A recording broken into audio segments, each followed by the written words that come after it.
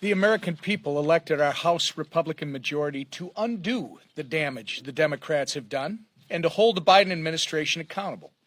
Thanks to our members and the diligent work of Chairman Green and his Homeland Security Committee, we are once again living up to that mandate this week.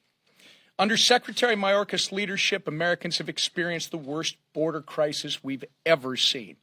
And yesterday, House Republicans said enough. We did not take our impeachment vote lightly. It was the product of a very thoughtful, fair, and deliberate investigation lasting nearly a year. The evidence was clear. As you've heard the chairman say this morning, Secretary Mayorkas willfully refused to enforce federal law, repeatedly lied to Congress, and breached the American people's trust. Because he failed to do the honorable thing by resigning, House Republicans fulfilled our constitutional duty by voting to impeach. I can only hope my colleagues in the Senate will step up and do the same on behalf of the American people. At the end of last week, we also all read what was a very alarming report about President Joe Biden. You heard Dr. Jackson, our colleague from Texas, talk about this morning.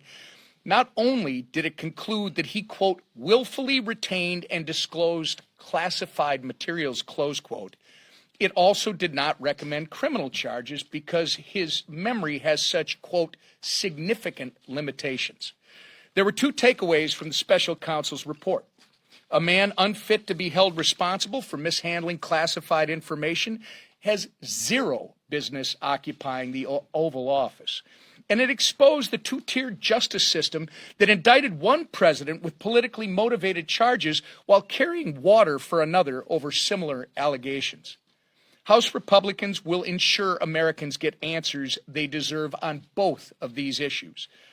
Lastly, I want to give a special welcome back to our fearless majority leader, Steve Scalise, maybe the toughest man in Washington, D.C. Steve, we are so grateful to have you back here with us today in complete remission from cancer. And right in time for Mardi Gras in true Steve Scalise fashion.